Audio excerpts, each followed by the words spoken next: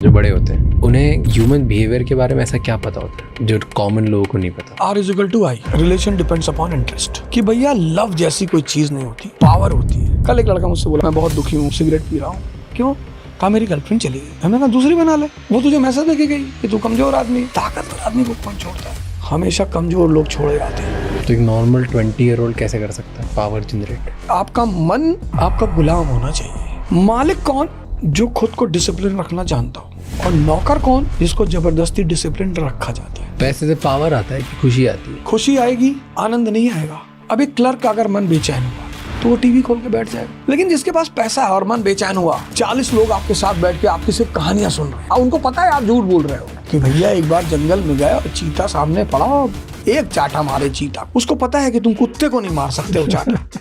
लेकिन लोग तुरंत उसमें से खड़ा होकर बोलेगा कि भैया हाँ पापा बता रहे थे, जब आप पापा भी आपके साथ गए थे भैया। ये काम करता है पैसा। कौन ज्यादा माइंड गेम्स खेलता है, लड़कियां कि लड़के? लड़कियां जब पहली बार किसी के अफेयर में पड़ती हैं तब वो माइंड गेम नहीं करती। जब वो पहली बार धोखा खाती हैं तब लड़कियां बहुत खतरनाक। आज तो नीले वाले ड्रम में बैठा दे रहे हैं। अमेरिका चाइना के आमने सामने किधर खड़े हुए? ये तो हमसे बहुत आगे। इंडिया सुपर पावर थी जब हमारे पास तक्षशिला और नालंदा जैसी यूनिवर्सिटीज थी। आज हमारे बच्चे चाइना पढ़ने जा रहे हैं। हम कैसे पावर हो सकते हैं? चाइना के ऐसा क्या जो हमारे पास नहीं? टेक्नोलॉजी है। उन्होंने एक बड़ा अच्छा काम किया। No caste, no religion, no region, कोई मेंशन नहीं करेगा। End of personal identities. India को सुपर पावर बनने से भी क्या रोक रहा है? Economy is equal to empire. तो जब तक भारत को समझ में नहीं आएगा तब तक भारत सुपर पावर नहीं बनेगा। हम किससे कंपेयर करते रहे? पाकिस्तान से। हमने गलत आदमी से कंपेयर ही करना शुरू कर दिया। इंडिया का सबसे बड़ा जियोपॉलिटिकल ब्लंडर कौन सा लगता है? जब हम कुछ भी डिलीवर करवाते हैं या किसी से मंगवाते हैं, सबसे बड़ा स्ट्रेस होता है कि डिलीवरी पार्टनर रिलायबल है या नहीं, क्या सामान सेफ रहेगा, ट्रैक कैसे होगा, और अगर कुछ अर्जेंट हो तो स्ट्रेस और भी ज़्यादा बढ़ जाता है।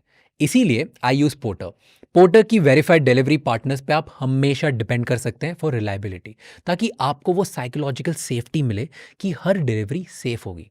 और अब पोर्टर ने लॉन्च किया है scooter for small deliveries that need extra space and extra care. चाहे बेकरीज के केक बॉक्सेस हो, हार्डवेयर शॉप्स के सामान हो या ऑफिसेज के documents, porter scooter safely deliver करता है अक्रॉस द सिटी। तो अब डिलीवरी है हो जाएगा with Porter. Click the link in the description to know more. और साइकोलॉजी की अंडरस्टैंडिंग सिर्फ लॉजिस्टिक्स में ही नहीं बट लाइफ में भी बहुत इंपॉर्टेंट है। और इस डेप्थ को हमारे आज के गेस्ट भी समझते हैं। Avadh Ojha, a teacher and motivational speaker. वो जानते हैं कैसे सिस्टम अंडरस्टैंड करके आप पावर होल्ड कर सकते हैं और साइकोलॉजी यूज करके अपना काम कैसे करवा सकते हैं। आज हमने उनसे जाना लव और पावर में क्या इंपॉर्टेंट है, एक 20-year-old पावर कैसे बिल्ड कर सकता है, इंडिया सुपर पावर कब बनेगा, इंडियन सोसाइटी का माइंडसेट कैसे डेवलप हुआ, और साइकोलॉजिकली डेंजरस बनने के लिए कैसा माइंडसेट होना चाहिए। ये एपिसोड एंड तक जरूर देखना और मुझे बताना कि आपने इस एपिसोड से क्या सीखा।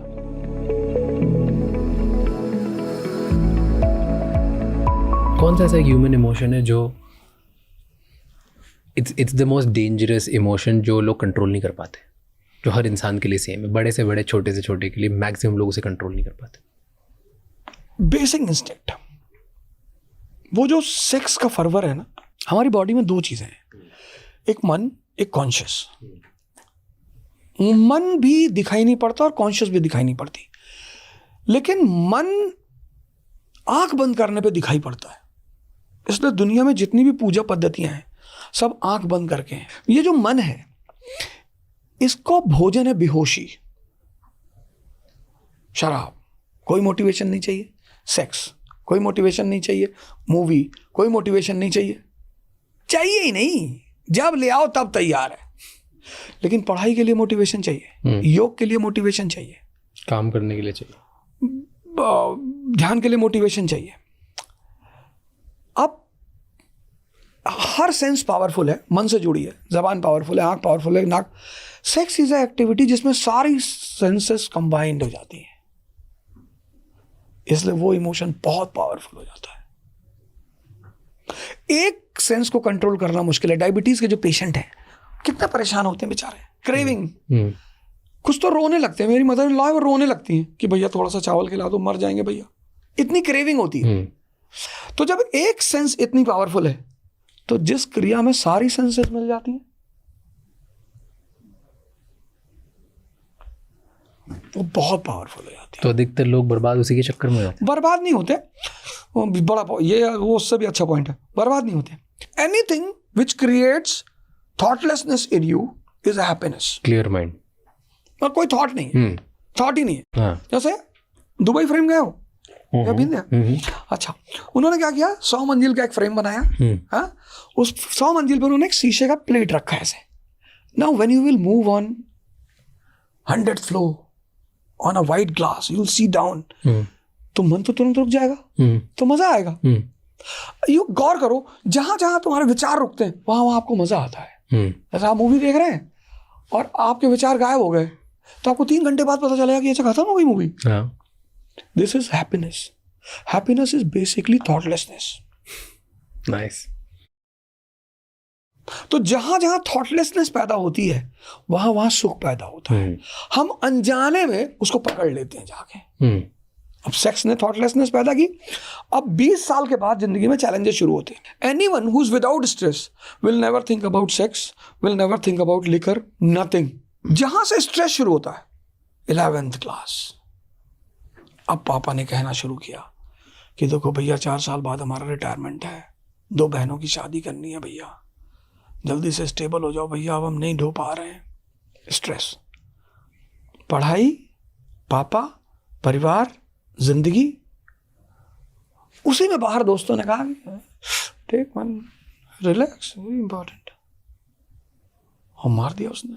निकोटीन ने ब्लड फ्लो को शांत कर दिया। तो अब जब भी वो परेशान होगा वो सिगरेट पिएगा। ये सारे नशे का खेल 11 से शुरू होता है, क्योंकि वहीं से चैलेंज शुरू होता है। तो हर वो चीज जो आपको खुशी देती है आप उससे बंद जाते हो अनजाने में, क्योंकि वो आपको थॉटलेस कर रही है। झूले थॉटलेस ही तो करते हैं। और भाई स्पीड थ्रिल्स बट किल्स, क्योंकि स्पीड में जितनी स्पीड आप जाओगे थॉटलेसनेस होते चले जाओगे। तो सबसे पावरफुल इमोशन है सेक्स, क्योंकि वो तुरंत थॉटलेस करती है, तुरंत। बट बर्बाद करता है क्या, डिस्ट्रैक्ट करता हाँ, है? बर्बाद कैसे करता है? आपने उसे पकड़ लिया, आप उसको नहीं अनजाने में पकड़ रहे हो, आप सुख खोज रहे हो, आप शांत होना चाहते हो। कुछ लोग सुबह, एक आदमी ने एक शराब के दुकान मालिक को फोन किया, कहा भैया आपकी दुकान सुबह कब खुलेगी? बोले भैया 9 बजे खुलेगी। फिर फोन किया उसने 1 घंटे बाद, 11 बजे रात में, 12 बजे फोन किया, कहा कब खुले? कहा भैया 9 बजे खुलेगी। फिर उसने 1 बजे फोन किया, कहा भैया आपकी दुकान कब खुलेगी? उसने कहा भैया बोल दिए 9 बजे खुलेगी, तुम बार बार फोन क्यों कर रहे हो यार? उसने कहा भैया मैं गलती से आपकी दुकान में बंद हो गया हूँ। वो शराब की दुकान का मालिक भागते हुए उसने दुकान खोला। जैसे उस दुकान खोल के अंदर गया, पीछे से एक आदमी भागते हुए आया, कहा भैया खोल दी हो तो एक बोतल दे दी। मतलब शराब एक ऐसी चीज है जो कि मेरा एक्सपीरियंस है, उसमें उसका टेस्ट ही ऐसा नहीं कि उसे पिया जाए, उसका परिणाम ऐसा है कि उसे पिया जाए। भाई आप खीर खाते हो क्योंकि टेस्ट है, आप बिरयानी खाते हो क्योंकि टेस्ट है, चाय में भी थोड़ा बहुत टेस्ट है, चाय भी टेस्टी बनती है। पर शराब, उसका परिणाम प्यारा है, वो थॉटलेस करती है, और जितना ज्यादा थॉटलेस करती जाएगी, इसलिए हर पैक के बाद या 4 पैक के बाद आदमी बोलेगा कि तेरा भाई तेरे लिए कुछ भी करेगा, और 8वें पैक के बाद बोलेगा मैं बराक ओबामा, और 12 पे तो खैर स्वर्ग में बैठा हुआ है, वो कुछ भी कर रहा है। तो ये चीजें क्या होती है, सुख के चक्कर में लोग उसे भागने लगते हैं उसके पीछे, वो पीछे भागना बर्बाद कर देता है। अब इस कंट्री की एक अलग खास बात है, इस कंट्री में जनरली 50 करोड़ लोग कायदे से रह सकते हैं, 1 बिलियन 50 करोड़। हमारे पास जितना चैलेंज है उतना ब्रिटेन के आदमी के पास नहीं है। हमारे पास ज्यादा है, ट्रू, दवा नहीं है, खाना नहीं है, दूध नहीं है, कुछ भी सही नहीं है। अब वहां जब चैलेंज ज्यादा है तो शक्ति भी तो ज्यादा चाहिए। तो अब अगर ये कंट्री ध्यान नहीं करेगी, योग नहीं करेगी, तो फिर वो मारी जाएगी, फिर वो बहुत बुरा हश्र होगा उसका। जो लोग सक्सेसफुल होते हैं, बड़े बन जाते हैं, वो लोग ऐसा क्या करते हैं कि वो कंट्रोल कर पाते हैं? कंट्रोल कोई नहीं करता, मैनेज। कंट्रोल कोई करता ही नहीं। पहला तरीका मेडिटेशन। मेडिटेशन, आपका मन स्ट्रेस फ्री है, आप उधर भागोगे, जब बेस्ट तरीका है ये, बेस्ट। मैं आज यहाँ इस चैनल से सबको, पूरे भारत को कह रहा हूँ कि the coming time is going to be a very tough time, बहुत टफ। हाँ, in India because of population बहुत टफ टाइम होगा, और चैलेंजेस बढ़ेंगी, स्ट्रेस बढ़ेगा, डिस्ट्रैक्शन, सब कुछ बढ़ेगा। और उसमें आपको ताकत चाहिए लड़ने के लिए। तो when ever you will be in stress, इसका मतलब आपके थॉट प्रोसेस बहुत एक्टिव हो जाएंगे। एक बैग थॉट आ रहा है, अब क्या होगा, नौकरी खत्म हो गई, EMI कैसे देंगे, इकोनॉमी क्रैश कर रही है। डिस्ट्रैक्शन और डिस्ट्रेस का मतलब क्या है कि आपकी थॉट प्रोसेस बहुत तेज हो गई है। अब उस समय अगर आप ध्यान करते हो तो कितनी भी बुरी परिस्थिति हो, आप थॉटलेसनेस स्थिति में बैठोगे। अगर आप चाहते हो कि आप खुश रहो तो आपको दूसरों को खुशी बांटनी पड़ेगी। मुझे तो लगता है कपिल शर्मा वैसे ही मस्त रहता होगा दिन भर। जो बंदा दूसरों को हंसा रहा है, आज लोगों ने दूसरों को हंसाना छोड़ दिया है। अगर आप किसी को हंसा रहे हो तो उससे पहले तो आपको हंसना होगा, लोगों को मोटिवेट करो, कहानियां सुनाओ, हिम्मत दो लोगों को। तो जो बांटोगे वो तुम्हारे पास भी तो बढ़ेगा। भाई आप किसी को मोटिवेशन की 4 कहानियां सुना रहे हो तो वो आप उसे सुना रहे हो, आप भी तो सुन रहे हो। और तीसरा बहुत प्यारा तरीका है, आप कोई कंस्ट्रक्टिव काम करो, गिटार बजाओ, कोई स्पोर्ट्स पकड़ लो, कुछ नहीं है बच्चों को पढ़ाओ। आप सोसाइटी में रहते हो, 10 बच्चों को पढ़ाओ। तो ये 3 सबसे प्यारे काम है। What do you think, ये सक्सेसफुल लोग जो होते हैं, क्योंकि हम उनकी बात करें, जो बड़े होते हैं, उन्हें ह्यूमन बिहेवियर के बारे में ऐसा क्या पता होता है जो कॉमन लोगों को नहीं पता?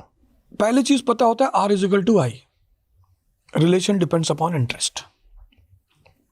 उनके कॉन्सेप्ट्स जिंदगी के बहुत क्लियर होते हैं, सिंपल, कि भैया लव जैसी कोई चीज नहीं होती, पावर होती है। लव जैसी कोई चीज नहीं होती, पावर होती है। पावर होती है। नहीं तो रिक्शे वाले को भी गुलाब मिलते यार वैलेंटाइन डे के दिन, उसका दिल नहीं होता। पिक्चरों में मजदूर को कि ड्राइवर का अफेयर किसी मालकिन के बेटे से होता है, बेटी से होता है। रियल लाइफ में कभी नहीं होता, होता ही नहीं। लव जैसी कोई चीज होती ही नहीं इस ब्रह्मांड में। सिंपल पावर होती है। मतलब भगवान मतलब क्या? लोग कहते हैं भैया हम भगवान को तन मन धन सब अर्पित तुमको, देखे हो? नहीं भैया देखे तो नहीं, लेकिन क्यों अर्पित तुमको? क्योंकि पावर है, ओमनीसिएंट, ओमनीपोटेंट, ओमनीप्रेजेंट। यही तो गॉड की डेफिनेशन है। मुसलमान से पूछो किसको प्यार करते हो? जी अल्लाह को करते, भले बेटे को मार रहा हो दिन भर। हिंदू से पूछो क्या कहोगे? भैया श्री राम जी, सिया राम बिना दुख कौन हरे। तो एक बार लक्ष्मी जी, विष्णु भगवान ने कहा लक्ष्मी जी से कि देखो दुनिया में सब मेरा नाम दिन भर लेते रहते, नारायण नारायण। तो लक्ष्मी जी ने कहा मेरी वजह से लेते हैं। अरे विष्णु जी ने ऐसे थोड़ी, बोले ऐसे ही है, ना हो तो ट्राई करके देख लो। विष्णु जी ने कहा अच्छा, क्या चलो आओ। तो विष्णु जी पंडित जी का रूप लेकर आए सेठ जी के पास कि भैया हम कथा करना चाहते हैं। पंडित जी ने कहा एकदम कथा करिए, सब प्रोवाइड कराते हैं, करिए कथा। कथा शुरू हुई, भीड़ आने लगी, भीड़ बैठी। तो 2 दिन बाद लक्ष्मी माता नीचे उतरी और एक बूढ़ी स्त्री बनकर एक लेडी के घर गई, वो भी कथा सुनने जा रही थी। तो कहीं बिटिया एक गिलास पानी पिला दो। कहाँ जा रही हो? तो बोली कथा सुनने जा रहे हैं। अच्छा। तो उसने पानी पिलाया तो वो जो गिलास था वो सोने का हो गया। अरे उसने कहा माता जी खाना भी हमारे यहाँ खा लो, भाड़ में गई कथा तो खाना भी खिलाए, तो वो बाउल वगैरह भी सब सोने के हो गए। उस औरत ने जाके बताया कि यार एक औरत बाजार में घूम रही है गाँव में, वो जिस खाने में थाली में खाना खा रही है वो सोने का हो जा रहा है। आज हमारे घर आई थी, दूसरे दिन कोई औरत आई ही नहीं, सब उस बूढ़ी लेडी का इंतजार कर रही थी। वो 3-4 लोगों के घर और गई, उनकी भी ताली वाली सोने को हो गई। सेठ जी को पता चला जो कथा करा रहे थे कि यार ऐसी ऐसी कहानी है। तो बोले कहाँ है बूढ़ी माता? पता फला फला घर में आज बैठी है। तो गए माता आप हमारे घर नहीं आई। बोले आपके घर पंडित जी बैठे कथा कर रहे हैं, और जहाँ कथा होती है वहाँ मैं नहीं आती हूँ। अरे बोले माता जी कैसी बातें कर रहे हो? सेठ जी भागते हुए पंडित जी के महाराज आप जाओ, हो गई कथा। तो लक्ष्मी ने कहा कि देखा ये जो नीचे नारायण नारायण चल रहा है ना, ये मेरी वजह से चल रहा है। ये जो छोटी छोटी बातें हैं। कल मैं क्लास ले आया, कल की घटना है। कल एक लड़का मुझसे बोला सर मैं बहुत दुखी हूँ, मैं कुछ कर नहीं पा रहा हूँ, सिगरेट पी रहा हूँ। मैंने कहा अच्छा क्यों? कहा मेरी गर्लफ्रेंड चली गई। मैंने कहा दूसरी बना ले। अरे सर ऐसे कैसे? मैंने कहा तेरा प्यार अभी तेरे पास है ना? हाँ है, दूसरे को दे दे। तेरा प्यार खत्म हो गया हो तो बात ही खत्म हो गई। वो चले गई, जाना है, वो तुझे मैसेज देके गई कि तू कमजोर आदमी है। ताकतवर आदमी को कौन छोड़ता है? हमेशा कमजोर लोग छोड़े जाते हैं, ताकतवर आदमी को कोई नहीं छोड़ता। ये दिखाई पड़ने वाली चीजें हैं, ये रोने की चीजें हैं, ये दिखाई पड़ती हैं चीजें। क्यों इतना परेशान होना, क्यों इतना टेंशन लेना? यहाँ लव जैसी कोई चीज नहीं। आप जितने ताकतवर हो आपको उतना प्रेम मिलेगा। कभी किडनी पे गाना सुना है? लीवर पे, पैनक्रिया पे, सारे गाने दिल पे। किडनी फेल कर जाए रिप्लेस हो जाएगी, लीवर रिप्लेस हो जाएगा, पैनक्रिया ठीक हो जाएगी। लेकिन अगर हार्ट फेल किया तो आदमी खत्म। जिसकी जितनी यूटिलिटी उसकी उतनी कीमत। सिंपल। तो प्यार उसी से होगा जो पावरफुल है। सिंपल। तो पावरलेस लोगों की वैल्यू नहीं है कुछ। हाँ, कुछ नहीं। उनके साथ तो लोग सिंपैथी करते हैं कि भैया बेचारा। तो जो पावरफुल है वही अट्रैक्ट कर पाएगा। पावर से लोग जुड़ना चाहते हैं ना, पावर आनंद है। हाँ, मतलब बॉयफ्रेंड गर्लफ्रेंड वही बनेंगे जो जिससे आपको लगता है कि ये मेरे बराबर या मेरे लेवल को बढ़ाता है। भाई अगर वो वैस्प जो होता है, येलो कलर का होता है ना वैस्प, तो जब वो घर में हाइव लगाता है लोग तोड़ देते हैं क्योंकि वो स्टिंग करता है। जब मधुमक्खी हाइव लगाती है लोग रहने देते हैं। स्टिंग वो भी करती है लेकिन वो शहद देती है।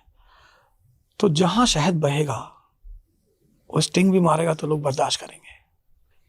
ये छोटे छोटे कॉन्सेप्ट। जेन्युइनली फील बिना पावर, बिना गिव एंड टेक, बिना पैसे के कोई रिश्ता नहीं बनेगा। अगर होता रिश्ता तो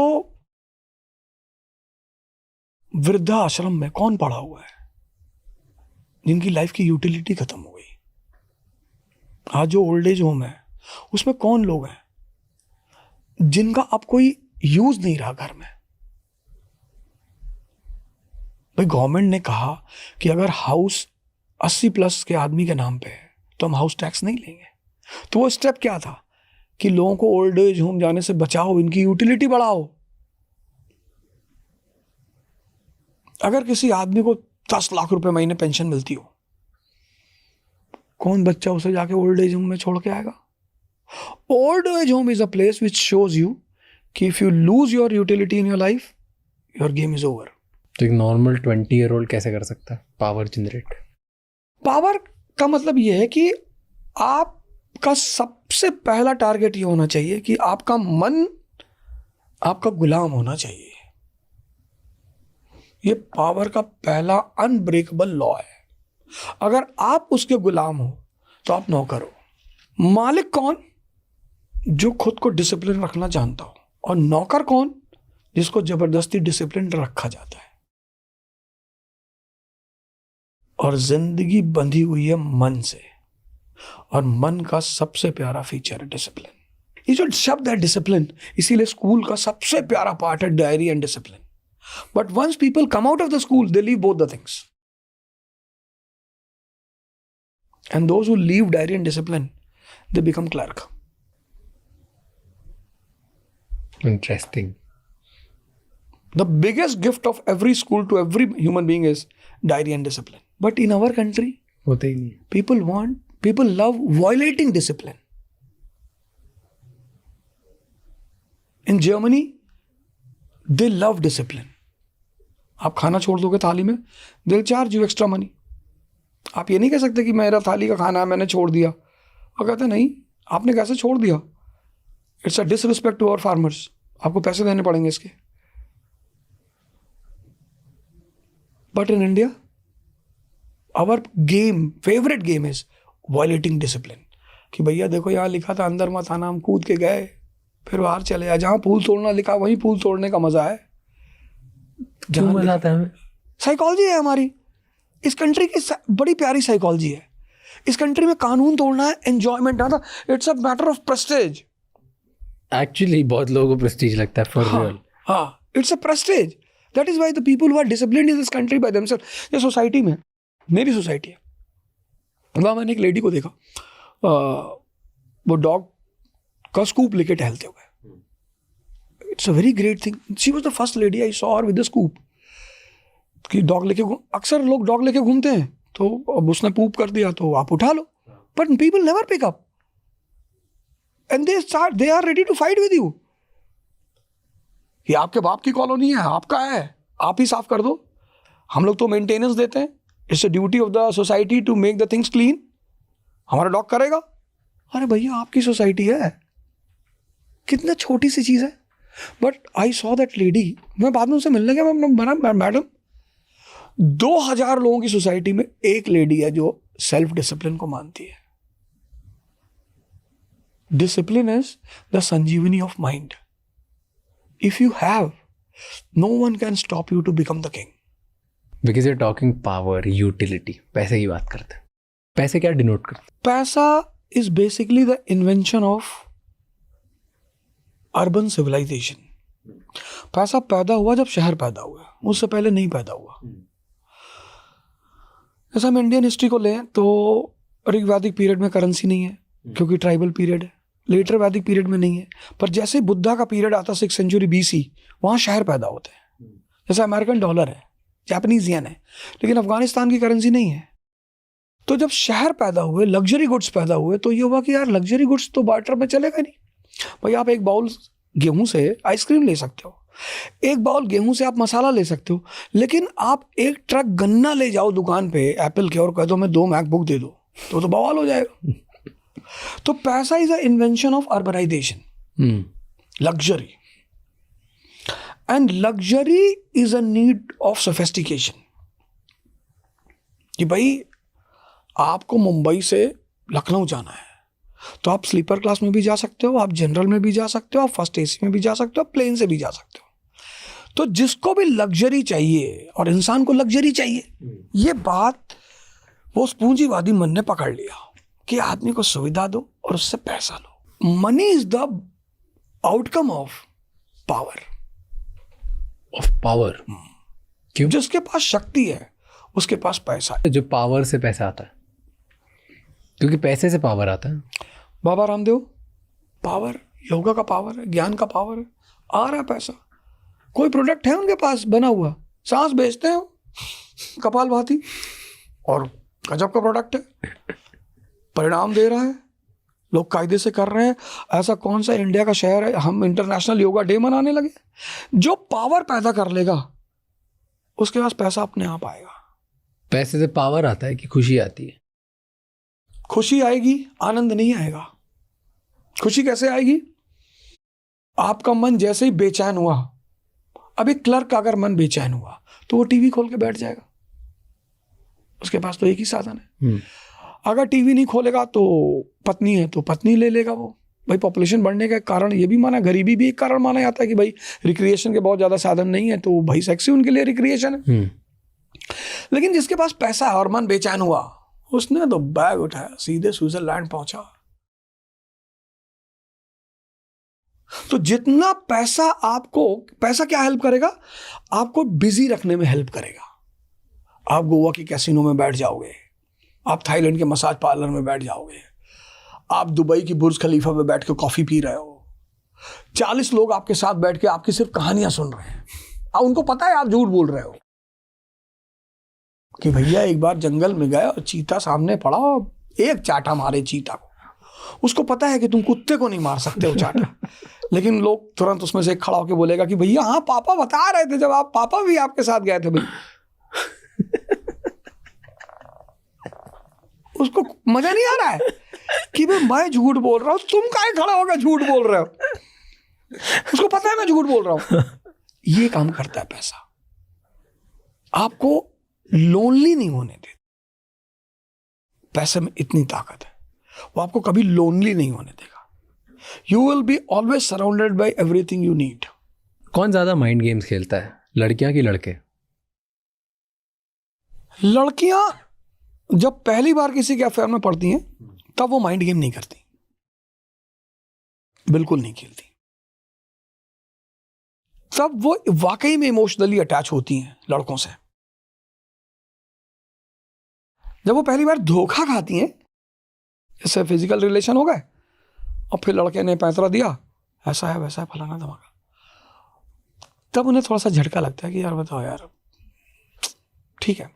जब वही घटना दोबारा रिपीट होती है, तिबारा रिपीट होती है, तब लड़कियां बहुत खतरनाक हो जाती हैं। तो जहां तक दिमाग का सवाल है, दोनों लगाते हैं, ना कोई ज्यादा लगाता है ना कोई कम लगाता है। अब सिर्फ उसमें डिसाइडिंग फैक्टर ये होता है कि दोनों में से ज्यादा मक्कार कौन है, मैच्योर कौन है। कौन किसके साथ क्यों आया है। जैसे कोचिंगें जब शुरू होती हैं तो लोग लड़के एक दूसरे का बड़ा केयर करते हैं, लड़के लड़कियां, कि अरे खाना खा लिया, तुम्हारा टिफिन अच्छा आता है, यू गॉट NCERT, नोट्स बनते हैं, तो केयर फिर अफेयर में टर्न हो जाता है। लेकिन अफेयर शादी में टर्न होता है, सिलेक्शन पे डिपेंड करता है, बाकी किसी चीज पे डिपेंड नहीं करता।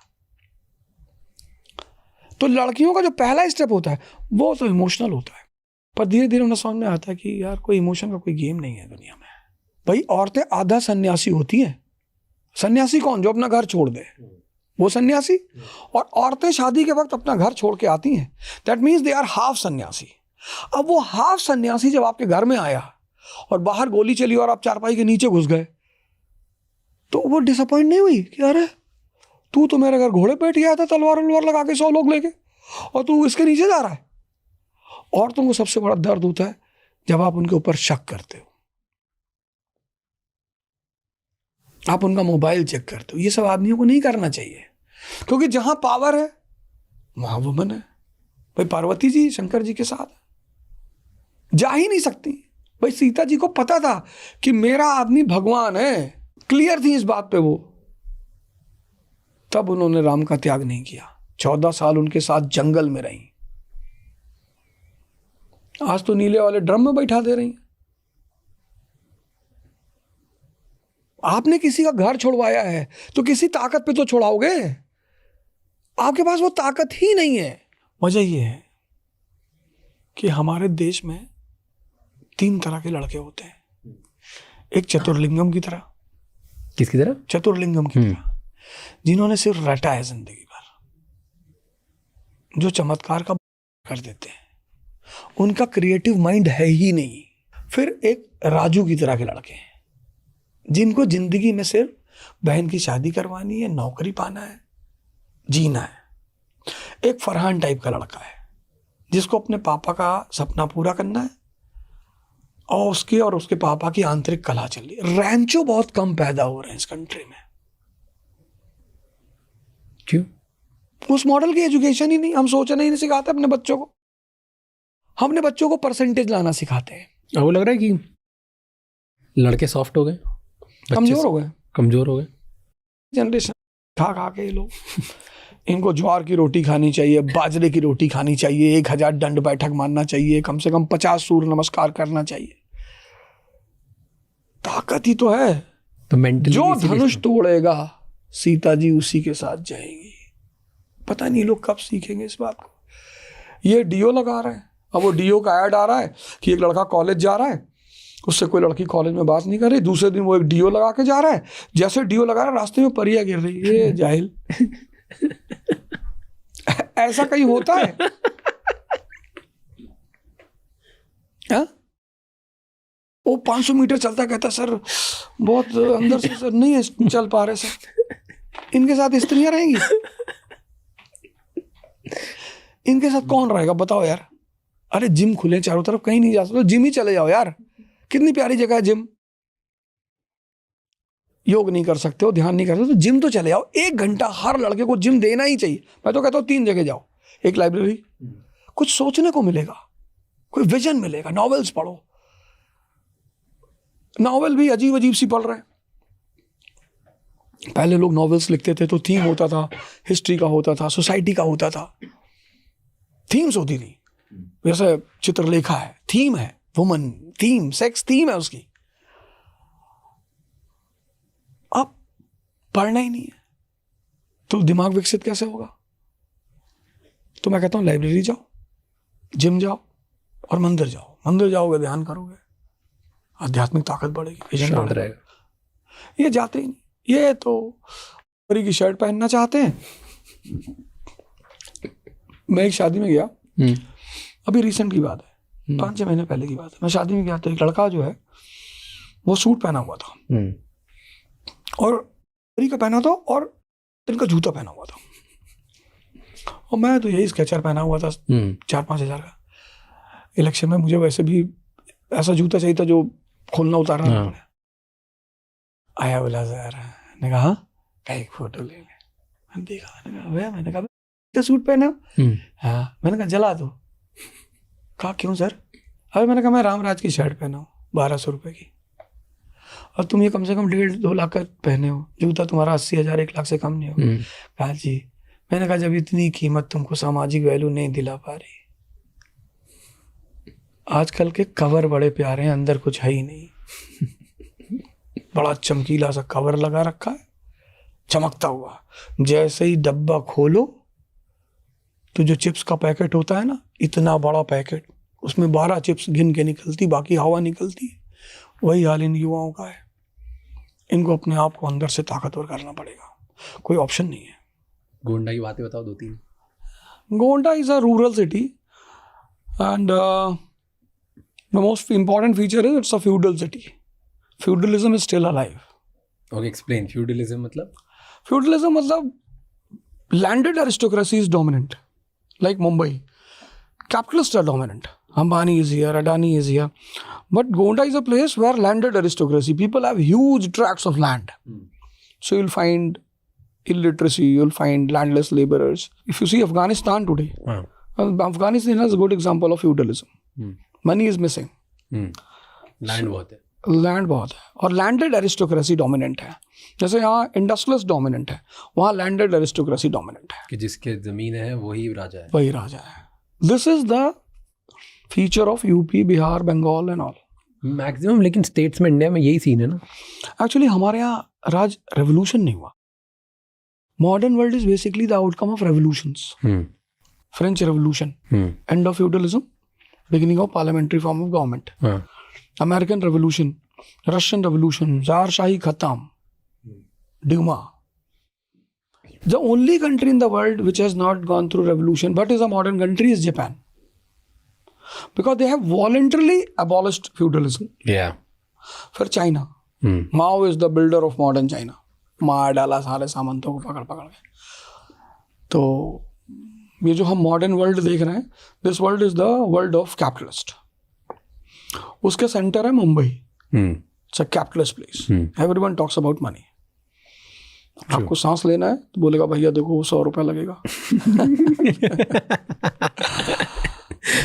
That's why when people come from, this is what Raj Thackeray says, कि डेली 40 ट्रेनें आती हैं, उसमें लोग आते हैं, they don't have anything there ना। तो यहाँ जब वो आते हैं तो एटलीस्ट पैसे बनाने की उम्मीद होती है। वाई डू यू थिंक कि इंडिया में अभी तक ऐसा एकदम रेवोल्यूशन नहीं आया पैसे बनाने का? एक्चुअली हुआ क्या कि व्हेन वी गॉट इंडिपेंडेंस, तो हमारे सामने एक बहुत बड़ा खतरा था कि यार हमारे यहाँ क्लास स्ट्रगल हो जाएगा, कैपिटलिस्ट और वर्कर्स, जमींदार्स एंड फार्मर्स। तो गांधी जी ने कहा यार क्लास स्ट्रगल होगा तो इन्फेंट कंट्री है, कंट्री खत्म हो जाएगी, तो हमें काम करते हैं, हम क्लास कोऑपरेशन की बात करते हैं। भूदान मूवमेंट, सर्वोदय मूवमेंट, सबका साथ सबका विकास। तो हमने ये सोचा कि हम यार एक पॉजिटिव नोट पे चलेंगे। एक रशियन राइटर है, उसने किताब लिखी अनटू द लास्ट, ये बेसिकली उसकी थीम है, क्लास कोऑपरेशन। तो गांधी जी ने कहा यार इसी पे काम करते हैं और क्लास कोऑपरेशन करके हम आगे बढ़ते, सब साथ में बढ़ेंगे। तो शुरुआत तो बड़ी अच्छी रही उसकी, बट स्लोली इन फ्यूडल लॉर्ड्स ने क्या किया, पॉलिटी अपने हाथ में ले ली। Polity is the guardian of economy, जिसके हाथ में पॉलिटी उसकी पॉलिसी। और फिर इन फ्यूडल लॉर्ड्स को लगा कि यार वोट कैसे लिया जाए, तो डिवाइड एंड रूल। तो कास्ट, रिलीजन, रीजन, दे सोशल इंजीनियरिंग करी। The common people forgot that democracy is based on education, health, employment. तो कंट्री गलत डायरेक्शन में जानी शुरू हो गई, और फिर तब से आज तक चेंज ही नहीं हुआ। अब जो हमारे बच्चे हैं जो आज 10th में है, दे आर AI जनरेशन। मतलब they don't believe in feudalism and land and so on. तो आफ्टर मतलब जो 29 का इलेक्शन होगा, उसके बाद का जो इलेक्शन होगा, that will be a big change in India. Caste politics नहीं होगी, रिलीजन पॉलिटिक्स नहीं होगी, वो AI जनरेशन के लड़के हैं, वो they don't believe in all these things. तो वो that is a good future for India. एक ना मैं एक स्टेटमेंट सुन रहा था किसी एंटरप्रेन्योर का था कि इंडिया एक सोशलिस्ट कंट्री है जिसने कैपिटलिज्म का मास्क पहन रखा है। एक्चुअली कहना बिल्कुल सही है, क्योंकि सोशलिज्म के जो कॉन्सेप्ट्स हैं वो ये है कि वेलफेयर ऑफ द सोसाइटी। अब हमारे जो सरकारी स्कूल हैं उसमें कौन पढ़ना चाहता है? सोशलिज्म तो वहाँ होगा ना कि भाई DM का लड़का, कलेक्टर का लड़का वो सरकारी स्कूल में पढ़ना चाहे, वो डीएम कलेक्टर सरकारी हॉस्पिटल में जाना चाहे, पर यहाँ पे तो सरकारी हॉस्पिटल में वही जाता है जिसके पास पैसे नहीं है। तो वेर इज सोशलिज्म? तो we give the slogan of socialism but we generally believe in capitalism. हाँ, तो हर आदमी चाहता है कि भैया, इसीलिए हमारे गांव में, महाराष्ट्र में, यूपी में, बिहार में, पंजाब में, स्कूल जो है गांव में, उनका नाम है सेंट मैथ्यूज इंटरनेशनल स्कूल, गांव में, क्योंकि उनको पता है कि यार यहाँ पे नाम अगर मैथ्यू होगा तो लोग सोचेंगे इंटरनेशनल लिख दिया तो आएंगे लोग, पैसे बनेंगे। बिल्कुल। हैव यू सेंस्ड कभी ऐसा कि अपनी कंट्री में थोड़े ना अमीर लोगों को, पावरफुल लोगों को लोग हेट भी करते हैं, एक्चुअली चिढ़ते हैं? पावरफुल लोगों को लोग अपनी कंट्री में नहीं, हर जगह हेट करते हैं। रियली? उसकी वजह मैं बताऊं, there is no money for मेहनत। हमारे देश में एक कहावत है जो बिल्कुल गलत है कि कर्म का फल मिलता है, नहीं, ज्ञान का फल मिलता है। कर्म का फल मिलता तो रिक्शा वाला बहुत अमीर होता। कितनी मेहनत करता है वो। ज्ञान का फल है, जिसकी समझ जितनी ज्यादा है उसके पास उतना ज्यादा पैसा है। समझ का पैसा है। An idea can change your life. True. मैं अगर मुकेश अंबानी को जाके बोलूं कि सर मैं आपको एक फार्मूला देता हूं और आपकी कमाई 100 करोड़ पर डे है, वो 500 करोड़ पर डे हो जाएगी, I will be God for him. अरे कहेगा ओझा जी बताओ कितने चौपर तुम्हारे नाम करवा दूं, एंटीलिया आधी तुम्हारी। तो इसलिए हेटरेट पैदा होती है, वो साइकोलॉजी है उसकी। ये साइकोलॉजी, इट्स अ साइकोलॉजी कि वर्कर्स दे हेट कैपिटलिस्ट। इसीलिए फोर्ड ने अपने ऑफिस के सामने अपनी एक मूर्ति लगवा रखी थी और अपने वर्करों से कह रखा था कि बेटा जब भी तुम्हें मेरे ऊपर कोई गुस्सा है तो इसको जूते से मारना है, इस मूर्ति को। तो आदमी जब तक जिंदा था उसकी फैक्ट्री में कभी स्ट्राइक नहीं हुई, बिकॉज वर्कर्स वर हैप्पी। क्यों? क्योंकि वो जूते मारते थे, उन्हें खुशी होती थी कि आज फोर्ड को 10 जूते मारे। This is what psychology says, catharsis. तो हम क्या करते हैं, अब हम सबसे तो जूते मरवा नहीं सकते, तो हम आईपीएल करवाते हैं। क्या करते हैं? आईपीएल करवाते हैं। आईपीएल में क्या होता है कि जितनी वर्किंग क्लास है ये चिल्लाती है बेचारी जाके। एक चौवा पड़ा चिल्ला रही है, छक्का पड़ा चिल्ला रही है, विकेट गिरा चिल्ला रही है। तो when you scream, catharsis, that is catharsis, release होता है अंदर। हाँ, तो you scream for 2 months in a year and 10 months you work. नहीं यार, रियली पागल हो ही नहीं सकते। एंटरटेनमेंट, बहुत लोग बोलते हैं कि स्पोर्ट्स और एंटरटेनमेंट पुराने राजा के ज़मानों से ये इसी के लिए करा जाता है कि पब्लिक का गुस्सा और जो अंदर उनका भरा हुआ वो रिलीज हो। Entertainment, that was a point. इसका अलग पॉइंट ये है कि sport is a form of meditation. Watching तो मजा ले रहा है, हाँ, मतलब जो खेल रहा है, क्योंकि जिसका होश ज्यादा होगा वो अच्छा खेलेगा। Tendulkar is a very good example. Kambli was a very good player, पर उस आदमी का होश खो गया तो वो आदमी सफल नहीं हो पाया। तो coming back to the hatred point, ठीक है, तो आपको बस इसलिए लगता है कि लोग अपने आप को कंपेयर टाइम के बेसिस पे करते हैं, इसीलिए वो हेट करते हैं पैसे वालों को, पैसे वालों से। एक ऐसा सेंटिमेंट भी तो है कि लोगों को ऐसा लगता है कि जो अमीर बना है, जो पावरफुल बना है ना, उसने कुछ बदमाशी करी होगी। सब करना चाहते हैं पर हिम्मत चाहिए ना। मतलब झूठ बोलना एक आर्ट है, सच बोलना आर्ट थोड़ी है। भाई इफ यू आर सेइंग कि सूरज चमकता है, ये तो सच है, सब मान लेंगे।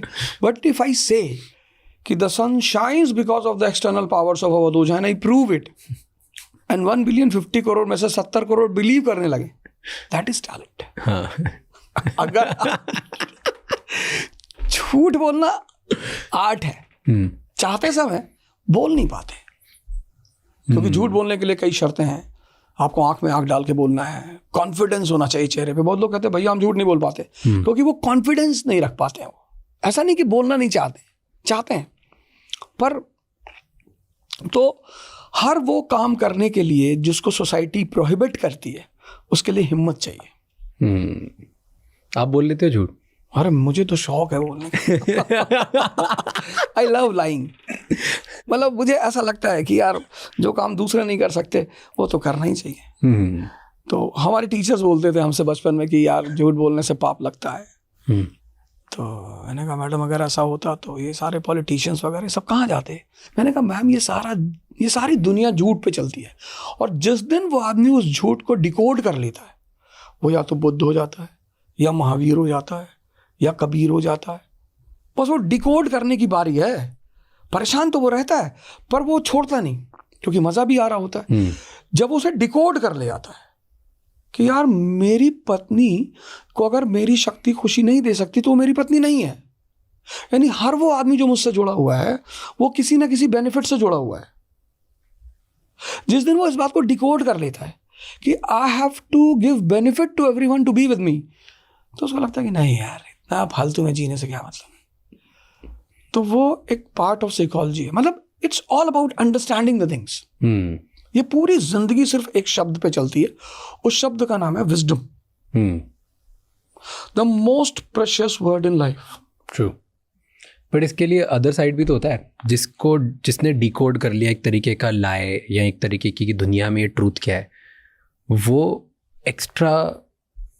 एक्स्ट्रा सक्सेसफुल भी हो जाता है ना, मजा लेने लगता है ना मजा, क्योंकि अब उसको समझ रहा है कि दुनिया का चक्कर कैसे चलता है। तो अब वो ये सब त्यागने की जगह और चला रहा है। उसको पता है कि अगर सब मेरे से बेनिफिट की वजह से जुड़े हुए हैं तो मैं हर किसी को मिनिमम लेवल का बेनिफिट कैसे दे दूं ताकि सब जुड़े रहें और मैं बढ़ाते जाऊं कैसे लोग। इसको मैं कॉन्सेप्ट बोलता हूँ, क्या कॉन्सेप्ट? इसी चीज को कॉन्सेप्ट कहता था ना। हाँ। तो मैं कहता हूँ देख भाई, अगर तेरा बच्चा है और तू अपने बच्चे को डेली चॉकलेट नहीं देता, तेरा नेबर देता है, तो वो उसको पापा बोलेगा ये कंफर्म है।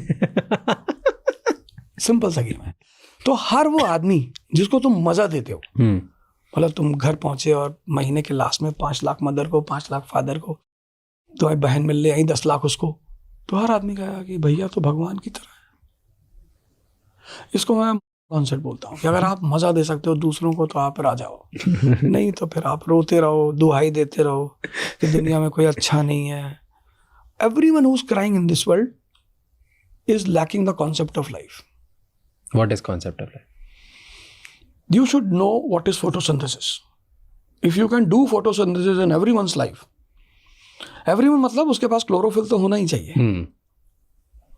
सनलाइट तो वो तुम्हारी यूज करेगा, लेकिन उसके पास क्लोरोफिल होना चाहिए कि वो उसको एनर्जी में कन्वर्ट कर सके। बेस लेवल पे एक्सप्लेन करो। Knowing someone and using someone both are very different thing. तो जो पत्ते सूखे होते हैं वो क्लोरोफिल नहीं कर पाते, वो फोटोसिंथेसिस के लिए हरा पत्ता होना बहुत जरूरी है। और कुछ ओवर स्मार्ट होते हैं वो पिचर प्लांट होते हैं, फोटोसिंथेसिस भी करते हैं, कीड़े मकोड़ों को भी खा जाते हैं। हमें बाहर से कुछ नहीं पढ़ना होता। जैसे लोग कहते हैं ना ज्ञान के लिए ध्यान संतों के, कुछ नहीं, आपको अवेकन देखना है। ये पूरी दुनिया एक ज्ञान है, बस हमें कॉन्शियस होकर चीजों को देखना है। डेजर्ट में बारिश नहीं होती क्योंकि वहां पेड़ नहीं है, यानी जहां पेड़ होंगे ऑक्सीजन होगा वहीं बारिश भी होगी। अब इसका क्या मतलब हुआ कि पूरी जिंदगी गिव एंड टेक पे चलती है। कितना प्यारा कॉन्सेप्ट है। इसके लिए किताब पढ़ने की क्या जरूरत है? अगर आप कुछ दे नहीं सकते तो आपको कुछ मिलेगा नहीं।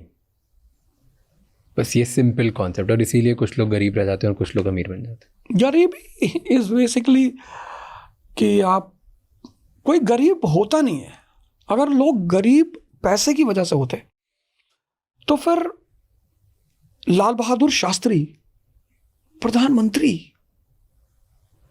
मतलब जिस गांव में वो थे, जहां से वो स्कूल जाते थे, तो डेली उनको पास पैसा नहीं होता था कि नाव वाले को पैसे दें, तो डेली स्विम करके जाते थे।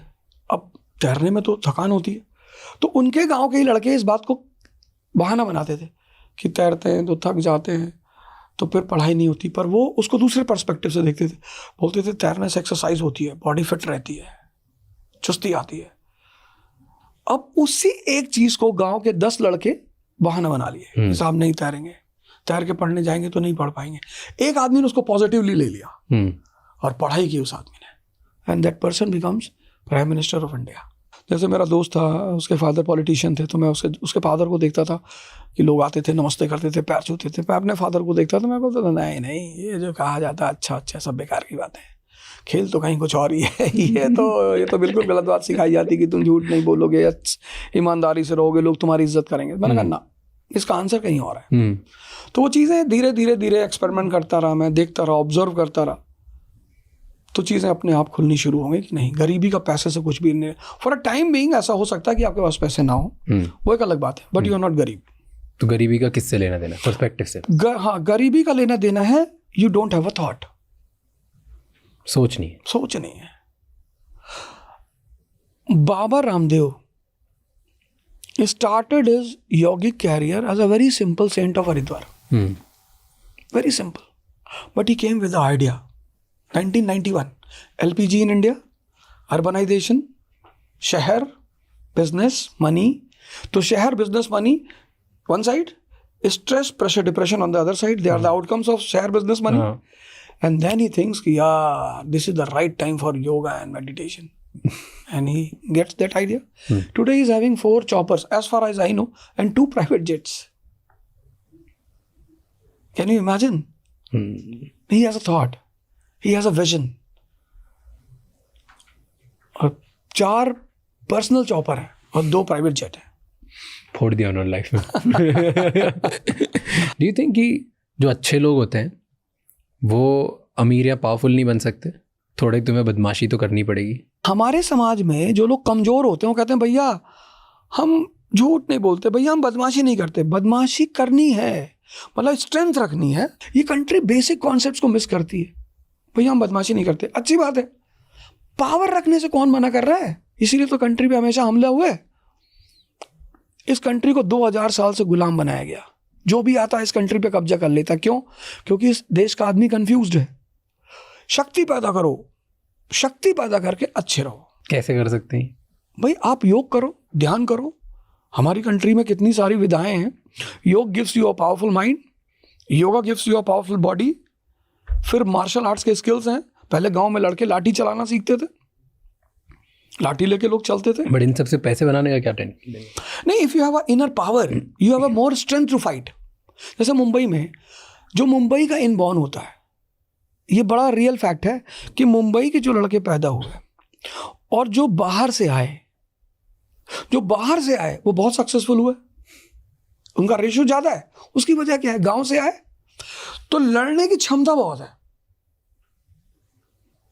इसी पे रामधारी सिंह दिनकर ने एक लाइन लिखी, बहुत प्यारी, बहुत प्यारी। मतलब वो बड़ी विजनरी लाइन है, सोचने वाली। प्रसादों के कमकाब शिखर होते कबूतरों के ही घर।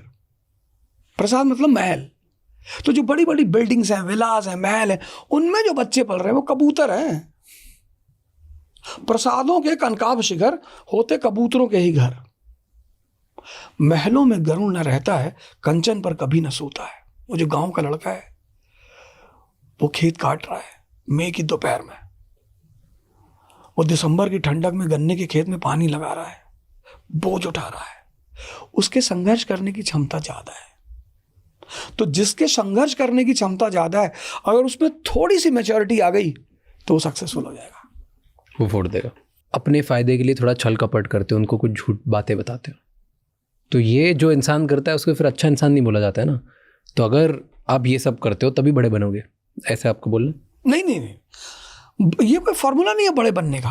अब इसके 2 पर्सपेक्टिव हैं। 2, एक, आप लोगों को खुलेआम कॉटन बता के फाइबर बेच रहे हो, वो बेईमानी है। तो फील ह्यूमैनिटी होनी चाहिए, सब में ह्यूमैनिटी होनी चाहिए। बाकी तो यार बिजनेस के डेफिनेशन क्या है कि जो गंजों के देश में कंघा बेचा है। अब आपने कहा कि साहब च्यवनप्राश है हमारा, इसको खाने से आपके अंदर घोड़े जैसी ताकत आ जाएगी। चलो यार, घोड़े जैसी ना, कम से कम गधे जैसी भी तो आ जाए। जिसके च्यवनप्राश खा के चूहे जैसी भी ताकत ना आए, वो बेईमान, वो धूर्तता हो गई। भाई हम तो मान के चलते हैं ना कि यार 100% तो कुछ होगा, कुछ हुआ नहीं है, मान के चलते हैं। जैसे मैं कोचिंग देता हूँ लड़कों को, इसको पढ़ाता हूँ, तो मैं उनको बोलता हूँ कि देख भाई 100% तो ना पढ़ा पाएंगे, वो तो पक्का है। तो लड़के भी कहते हैं ठीक है सर, कोई बात नहीं। तो जब मैं उनको 60% पढ़ाता हूँ और एकदम शानदार कि साहब ऐसे पढ़ना है, जैसे मैं वर्ल्ड वॉर पढ़ाता हूँ, मैं कहता हूँ यार वर्ल्ड वॉर कभी मुंबई गए हो? हाँ सर। छोटा राजन दाऊद इब्राहिम के बारे में सुने हो? हाँ सर सुना है। क्या था वो? सर वो डॉन थे तो ना रहे। मैंने कहा वो भी वर्ल्ड वॉर है पर शहर के लेवल पे है। मुंबई की इकोनॉमी 10,000 करोड़ की है। अब जो शहर पे राज करेगा वो 10,000 करोड़ की इकोनॉमी पे उसका कब्जा होगा। तो ये जो मुंबई शहर में हो रहा है छोटा राजन दाऊद इब्राहिम, यही वर्ल्ड के लेवल पे हो रहा है। पहले वर्ल्ड वॉर में ब्रिटेन चाहता था कि पूरी दुनिया मेरी बाजार रहे, जर्मनी ने कहा आधा तो हम भी लेंगे, बस हो गया गैंग वॉर। तो अब तुम उसे मुंबई के लेवल पे देखोगे तो वो गैंग वॉर है, लेकिन वर्ल्ड लेवल पे देखोगे तो वो वर्ल्ड वॉर है। तो अब इस तरह से मैं उनको विजन देता हूँ कि भाई ऐसे पढ़ना, तो कहते सर बस 60 बहुत है सर। अगर 20 का मैंने उन्हें नोट्स दे दिया तो उस पर वो खुश है। हाँ। लेकिन अगर मैंने 100 के बजाय 20 पढ़ाया और 10 के नोट्स दिए, तब फिर वो बेईमानी हो जाएगी। तो उससे आदमी को बचना चाहिए। आपको ऐसा लगता है कि जो टॉप पे होता है, जो पावरफुल होता है, वो मैनिपुलेट करता है? बिना मैनिपुलेट किए कोई टॉप पे पहुंच ही नहीं सकता, लॉ है ये। इसको मैं, जैसे हमारे से कलाम साहब थे, वो प्रेसिडेंट तो बन गए, पर वो इलेक्शन लड़ते तो हार जाते हैं, ऐसा मैं सोचता हूं। क्यों? मैनिपुलेटर नहीं है ना वो। एक मतलब APJ Kalam was a scientist. मतलब मैं तो कहता हूं हिंदुस्तान में हर आदमी को उनकी किताब पढ़ना चाहिए, इग्नाइटेड माइंड्स।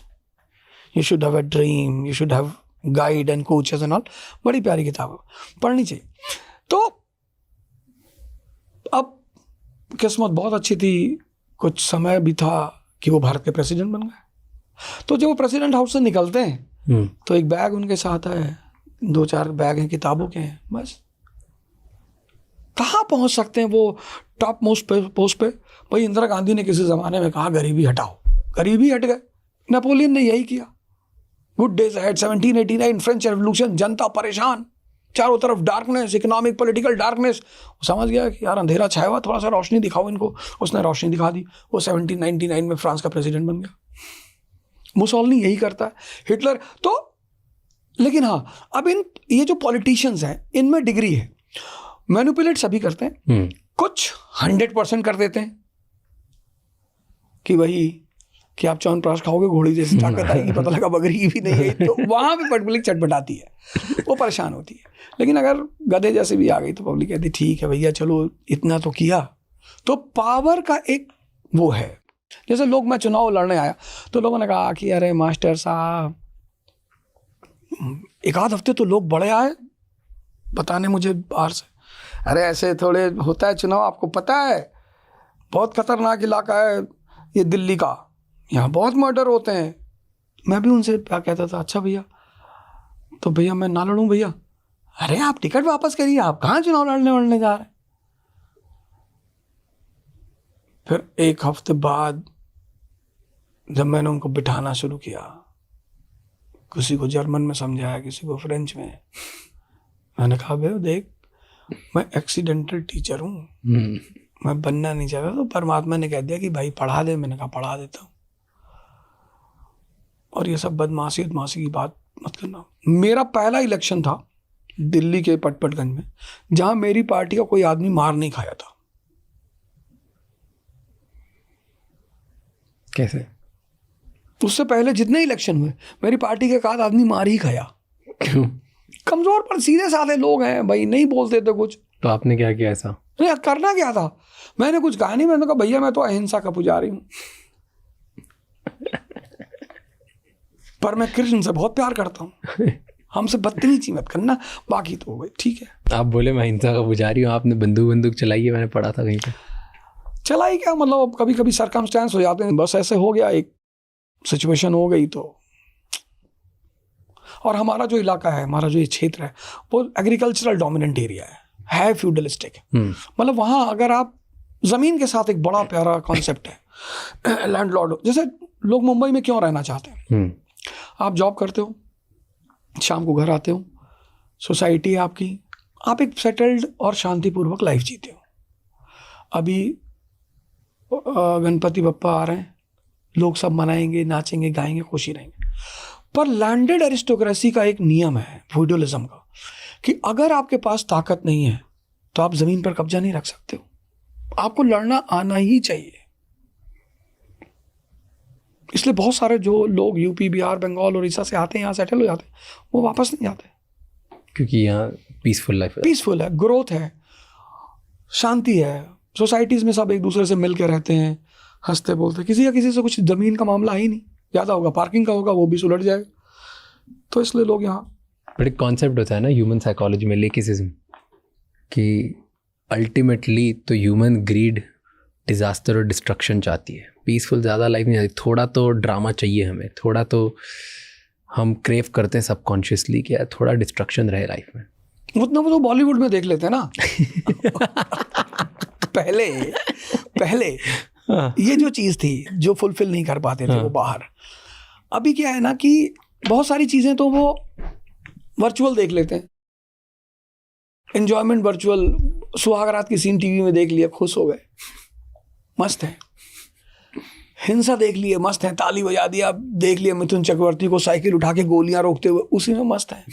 तो जब चीज दिख ही रही है पर्दे पे तो काम तो चल ही रहा है ना। ये सारे इमोशंस वहाँ हो जाते हैं। हाँ, वो अपना कर लेते हैं। बॉलीवुड को पता होता है कि किसको क्या चाहिए। अमेरिका में ना बहुत सारी चीज़ें, अमेरिकन लीडर्स और उनके पावर और ह्यूमन बिहेवियर के बारे में पढ़ता हूँ, मुझे मज़ा आता है देखने में, क्योंकि उनके बारे में लिखा हुआ ज़्यादा गया हुआ है और मॉडर्न वर्ल्ड एग्जाम्पल ज़्यादा उनके पास है। तो पढ़ता हूँ, उनमें ना एक चीज़ आती है जिससे अमेरिकन सोसाइटी काफ़ी ओके है और वो इंडियन सोसाइटी नहीं है। The word is dark psychology. उन्हें मज़ा आता है और वो उसको यूज़ करते हैं as a tools and techniques and tactics. आपका भी उस सब्जेक्ट में रुझाव है? बहुत ज़्यादा।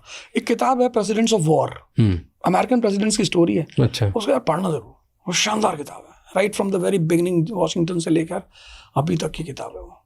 नहीं, तो एक सिंपल लैंग्वेज में जो ये देख रहा है पहली बार, उसको अगर बताना डार्क साइकोलॉजी होती क्या है तो कैसे बताओगे? मतलब मेरा मानना ये है कि साइकोलॉजी बड़ी प्यारी साइंस है, इंडस्ट्रियल रेवोल्यूशन की देन है वो। अगर वो नहीं पैदा होती तो ब्रांड कभी नहीं पैदा होता। Brand is the outcome of psychology. Psychology ने बड़ी मदद की कैपिटलिस्टों की कि आदमी को मन को चेंज कैसे करना है, कब उसे फटे पैंट पहनाने हैं, कब उसे कलर्ड शर्ट्स पहनानी है, कब। और साइकोलॉजी, ब्रांड और बॉलीवुड, इन तीनों का बड़ा गहरा रिलेशन है। क्या? जैसे किसी ब्रांड को प्रमोट करना होता है, अगली मूवी में एक्टर और एक्ट्रेस वही चीज पहनते हैं वो तो कैपिटलिज्म की वजह से पैसा हर जगह बंटता है इसलिए। हाँ, बिल्कुल। तो वो ब्रांड जो है, ब्रांड मतलब हमें कहाँ पता चला कौन सी घड़ी अच्छी, कौन सी कार अच्छी है, कौन सा कंट्री अच्छी है, सब बॉलीवुड की देन है। 91 के बाद जब पैसा भारत में आया तो लोगों ने कश्मीर और केरला जाना छोड़ दिया कि कौन मुन्नार जाएगा यार, टी देखने कौन जाएगा। तो मूवियाँ आई जिसमें स्विट्जरलैंड की सीन्स दिखाई गई, लंदन, स्विट्जरलैंड, वेगास वगैरह। तो लोगों ने कहा भाई उधर जाएंगे भाई, और पैसा भी आ ही रहा था। और फिर बैंकों ने कहा नहीं है तो हम टूरिज्म लोन दे देते हैं यार, जाओ उधार लेके जाओ, उधार मांगे घी पियो 4 वक्त, तो यही कहता है। तो साइकोलॉजी मतलब कुएं, सिगमंड फ्रॉयड, इन 2 आदमी को तो मुझे लगता है हर आदमी को पढ़ना चाहिए, पढ़ना ही चाहिए। और डार्क साइकोलॉजी तो मतलब उसका कोई कहना ही नहीं। अगर उस गेम को आप समझते हो तो मुझे लगता है कि आप एज लेते हो, मतलब जो भी लोग आपके साथ हैं उनसे आप एज लेते हो। किसी को समझाना हो तो कैसे समझाएंगे डार्क साइकोलॉजी? कोई एक टैक्टिक या ट्रिक कहीं आपने एग्जाम्पल देखा? अगर ये समझाने वाला फैक्टर इंसान की पकड़ में आ जाए तो अमीर कभी गरीब होंगे ही नहीं, और गरीब कभी अमीर होगा ही नहीं। ये तो ब्लिस है कि समझ नहीं सकते लोग कि किसी को बहुत बातें समझ में आ गई, डॉक्टर अंबेडकर, कि ठीक है भैया करो बेइज्जती हमारी, पर हम पढ़ेंगे, हमें बिठाओ क्लास के बाहर, हम पढ़ेंगे, हमें पानी पीने मत दो, हम पढ़ेंगे। समझ ही तो थी। और अब वो आदमी भगवान बन गया हिंदुस्तान में। भाई कई लोग हैं, अगर हम उनसे कहते हैं भाई हम पानी नहीं पीने देंगे, वो दूसरे दिन स्कूल ही नहीं आएंगे, माँ बाप केस फाइल कर देंगे। तो हम किसी को समझा नहीं सकते। हाँ, हम एक काम कर सकते हैं, हम उसको कुछ चीजें, जैसे हमारे यहाँ क्या होता है कि अब लड़कों ने लिटरेचर पढ़ना छोड़ दिया। भाई नॉवेल्स क्या है, विजन ही तो देती हैं। जब आप किताबें पढ़ते हो, अब लोग ऑडियो बुक सुनते हैं, वो नहीं करना चाहिए। मजबूरी है तो कर लिया, अलग बात है। सुनने में ये बड़ा प्यारा बात ही, क्यों सुनने में हमारा मन मैकेनिकल हो सकता है और हमें एहसास होता है कि हम सुन रहे हैं, पर ओरिजिनली हम सुने ना। लेकिन पढ़ने में हम विदाउट कंसंट्रेशन पढ़ नहीं सकते। जब आपको पढ़ना है तो या तो आप नींद में आओगे या आप पढ़ोगे, पैरेलली साथ नहीं चलेगी चीज़। तो ऑडियो बुक्स ठीक है, अब भाई ट्रैवल कर रहे हैं सुन रहे हैं, वो अलग बात है, पर कोशिश करना चाहिए कि ज़्यादा से ज़्यादा बुक्स को पढ़ना चाहिए। इसलिए हिंदुस्तान में जब बुक्स पैर पे लग जाती थी तो हम उसे उठा के मत्थे पे लगाते थे, क्योंकि book is the best medium to open this. तो चाबी हो। तो लिटरेचर है, सीन्स हैं, मतलब कुछ स्टोरीज हैं जिनको हम बता सकते हैं, दिखा सकते हैं, केसेस दे सकते हैं कि भाई ऐसा हुआ, ऐसा हुआ, ऐसा हुआ। तो वहाँ पे हो सकता है कि कुछ को बुद्ध की तरह कुछ सीन समझ में आ जाए। जैसे बुद्ध ने डेड बॉडी देखी और ओल्ड एज पर्सन देखा, बीमार आदमी देखा, तो देखने से ही वो जाग गए। तो ऐसा कुछ हम दिखा सकते हैं अगले को कि हो सकता है उसका दिमाग जिंदा हो जाए, पर फिर ये वही ब्लिस है। बाकी समझा नहीं सकते, नहीं समझा सकते, नहीं लोगों को अपने आप ही चमकेगा, नहीं तो नहीं चमकेगा। बिल्कुल, हर कोयला हीरा थोड़ी होगा, पॉसिबल ही नहीं है। पर अगर किसी को साइकोलॉजिकली डेंजरस बनना हो तो क्या कर सकता है, कैसे कोई बन सकता है? अब अगर नीम चाहे कि उसमें से आम निकले तो वो पॉसिबल नहीं है। उसकी मैं एग्जांपल वजह बता दूं। यशस्वी जायसवाल क्रिकेटर हमारा, मस्त कहानी। और अर्जुन तेंदुलकर। तेंदुलकर साहब क्या नहीं सोचते होंगे कि मेरा बेटा मेरी तरह क्रिकेटर हो जाए, लेकिन नहीं बना पाए। सारी सुविधा देने के बाद भी नहीं बना पाए। यही तो ब्लिस है, यहीं पर तो आदमी भगवान को मानने पे मजबूर हो जाता है। यहीं पे तो आदमी सोचता है कि कुछ तो है जो उसके हाथ में है। बेस्ट एग्जांपल, मतलब वो बंदा आता है यूपी के एक शहर से, यहाँ पे शाम को पानी पूरी लगाता है, जहां तक मैंने सुना है, बेचता है 3 घंटे, फिर पानी पूरी, वो भी नहीं सोनार की दुकान पे बैठ रहा है, वो पानी के बताशे बेचता है, और फिर प्रैक्टिस करने जाता है। और आज एक इंटरनेशनल क्रिकेटर है, opener, without any facility, without any banking, without any godfather. और एक आदमी है जिसके पास सब कुछ है, Rohan Gavaskar. Rohan Gavaskar is the son of God of cricket, Sunil Gavaskar. कोई मामूली आदमी का बेटा नहीं है Rohan Gavaskar. Gavaskar is a God of cricket of my time. मतलब हम जब उनको ग्राउंड पे देखते तो भाई गावस्कर जी आ गए, अब तो बढ़िया मजा आएगा। तेंदुलकर इज अ गॉड हमारे टाइम, मतलब आपके टाइम के हैं।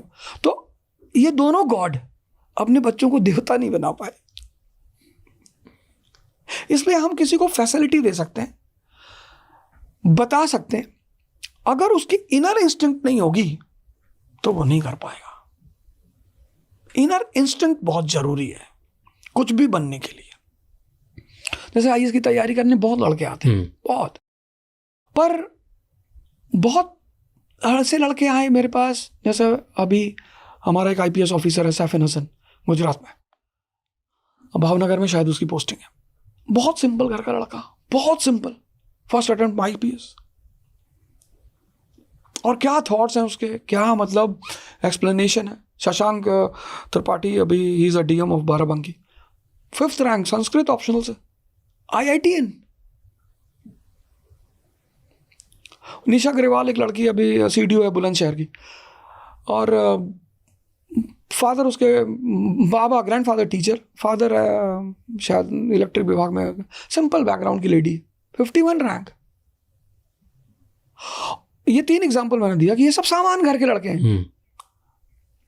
और मैंने देखा कि कैपिटलिस्ट के घर का बेटा, डीजीपी के घर का बेटा, आईएएस के घर का बेटा, मतलब ऐसे ऐसे लड़कों को मैंने देखा जिन्होंने, फादर ने वहां फ्लैट दे रखा था करोल बाग में, एक ड्राइवर रखा था, एक कुक रखा था, एक नौकर रखा था, कुछ नहीं हो। उसी को हम बोलते हैं इंस्टिंक्ट। तुम्हारे अंदर है कि नहीं है। जैसे जब अफेयर होता है और 2 बजे रात में लड़की कहती कहाँ हो, लड़का कहता तुम्हारे दिल में है। वही अगर माँ बुला ले पानी देने के लिए तो उसको दर्द हो जाएगा, कहेगा सर दर्द करने लगा, तुमने नींद में से उठा दिया, फलाना हो गया। इंस्टिंक्ट आदमी को बनाती है, आप उसे कुछ बना नहीं सकते। कई पेरेंट्स आते हैं मेरे पास, साहब हमारे लड़के को आईएएस बना दीजिए। अरे मैंने कहा यार जिस दिन बनाने लगे ना, उस दिन मुकेश अंबानी से ज़्यादा पैसा मेरे पास होगा। तो कितने अरबपति लोग हैं जो चाहते हैं मेरे लड़के कुछ बन जाए। तो we can provide the atmosphere, और अल्टीमेटली इंसान पे डिपेंडेंट। क्योंकि द्रोणाचार्य ने 100 भाई को पढ़ाया और 5 भाइयों को पढ़ाया, पर अर्जुन अकेला है जो मछली की आंख में मार रहा है। भीम को मारना हो, पूरी हिरन बांध दो तो ना मार पाएंगे। इंस्टिंक्ट नहीं है ये है।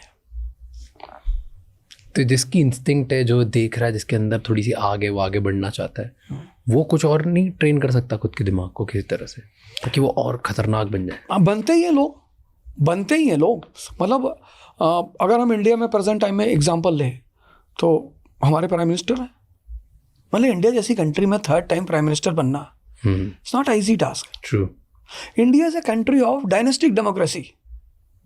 यहाँ एक नया डेमोक्रेसी है। जैसे हमारा फेडरलिज्म एक अजीब तरह का फेडरलिज्म है, क्वासी फेडरलिज्म। ना फेडरेशन है ना यूनिटरी है, क्वासी बोलते हैं, क्वासी।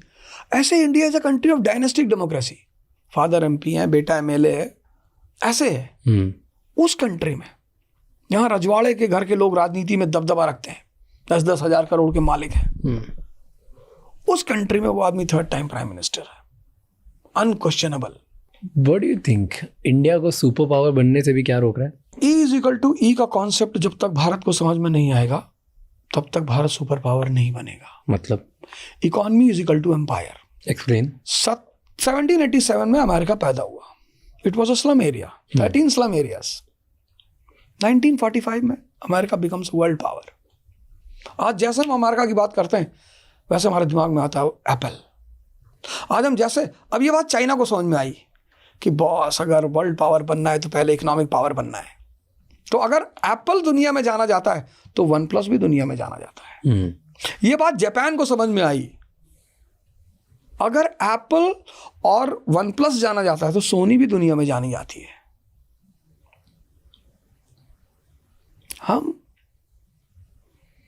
हमारा कौन सा प्रोडक्ट दुनिया में बिक रहा है? हम किस प्रोडक्ट के नाम से दुनिया में जाने आते हैं? ये बात नॉर्थ कोरिया को समझ में नहीं आई, ये बात पाकिस्तान को समझ में नहीं आई। खत्म हो गई सारी कंट्रीज। आज व्हाट डू यू थिंक हमारी क्या पोजीशन होगी ग्लोबली? ग्लोबल पावर में हम आज अमेरिका चाइना के आमने सामने किधर खड़े होंगे? नहीं, ये तो हमसे बहुत आगे हैं। मतलब चाइना, इंडिया, पाकिस्तान, ये 3 कंट्रीज एक साथ पैदा हुए। इंडिया सुपर पावर थी जब हमारे पास तक्षशिला और नालंदा जैसे यूनिवर्सिटीज थी। मतलब ह्यूमनसांग भारत पढ़ने आ रहा है, फाइहान भारत पढ़ने आ रहा है, अलबरूनी भारत आ रहा है, अब्दुल रज़ाक भारत आ रहा है। आज हमारे बच्चे चाइना पढ़ने जा रहे हैं। हम कैसे पावर हो सकते हैं?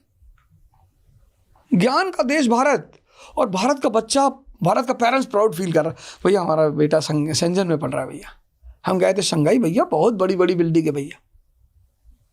जब हम एजुकेशनल स्टैंडर्ड नहीं पैदा कर पाए कि हम अपने बच्चों को अपने देश में रोक लें तो हम कैसे सुपर पावर बन सकते हैं? इतना तो हम कर ही सकते थे ना। हम बोइंग नहीं बना सकते, हम स्कूल तो अच्छा कर सकते थे, हम कॉलेज तो अच्छा। हमारे यहाँ के लोगों के पास दिमाग की कमी है, दुनिया के सबसे स्मार्टेस्ट लोग भारत में पाए जाते हैं। हम स्कूल कॉलेज अच्छा बना सकते थे। हमारा बच्चा का, हमारे पेरेंट्स कहाँ प्राइड फील करते हैं कि भैया मेरा बेटा मॉस्को से MBBS कर रहा है।